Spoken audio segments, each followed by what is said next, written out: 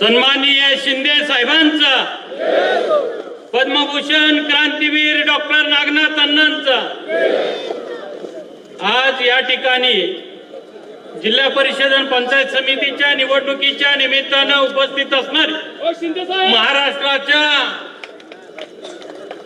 महाराष्ट्राच्या विकासामध्ये महत्वाची भूमिका पार पाडणारे, लाडक्या बहिणींसाठी, शेतकऱ्यांसाठी, कामगारांसाठी काम करणारे, अहोरात्र झटणारे आणि हुतात्मा संकुलाला सातत्यानं मदत करणारे महाराष्ट्राचे सन्माननीय उपमुख्यमंत्री माननीय एकनाथ शिंदे साहेब यांनी जी अनेक धोरणं घेतली, अनेक योजना राबवल्या आणि त्यामुळं खऱ्या अर्थानं लाडक्या बहिणींचा लाडका भाऊ ही प्रतिमा आज महाराष्ट्रामध्ये झालेली आहे।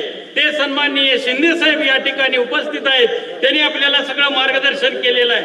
वाळव्याच्या विकासासाठी, परिसराच्या विकासासाठी वाळवा बावची मतदारसंघामध्ये इथं उमेदवार हे शिवसेनेचे उभा आहेत। त्याचबरोबर सागर कुठे आहे, बागणी मतदारसंघ जो आहे तो पण साहेबांनी सांगितलं।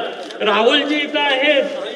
महायुतीचे सगळे उमेदवारांच्या पाठीमागे आपण भक्कमपणानं उभं राहावं आणि या एकूणच कामकाजाच्या निमित्तानं आघाडी सांभाळावी। वाळव्याचं स्टँड असेल, वाळव्याची MIDC असेल, एवढंच नव्हे तर आपल्याला सांगायला हरकत नाही, रात्रीचे 11 वाजलेले होते, साहेब गाडीत बसत होते, साहेबांना हाक मारली आणि आपल्या कारखान्याच्या, साखर कारखान्याच्या फाईलवरती साहेबांनी रात्री 11 वाजता NCDC ला प्रपोजल पाठवण्यासाठी साहेबांनी सही केली आणि दिल्लीला प्रपोजल साहेबांनी मंजूर करून घेतलं। अत्यंत कार्यक्षमपणानं जनतेची सेवा करणारं असं हे नेतृत्व आहे। या नेतृत्वाच्या मागे आपण राहणं, त्यांना साथ करणं हे अत्यंत महत्वाचं आहे। वाळव्याची भूमी ही क्रांतीची भूमिका आहे। या क्रांतीच्या भूमीनं शिंदे साहेबांच्या पाठीमागे खंबीरपणानं राहावं अशी अपेक्षा व्यक्त करतो आणि शिंदे साहेब आणि सर्वच एक मिनिट,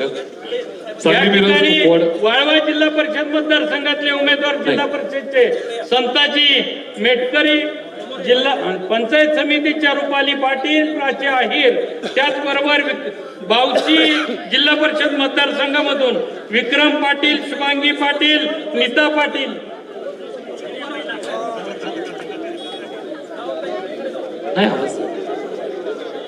खरं तर सांगली मिरज झालं काका, झालं काका, सांगली मिरज कुपवाड महानगरपालिकेचे नूतन नगरसेवक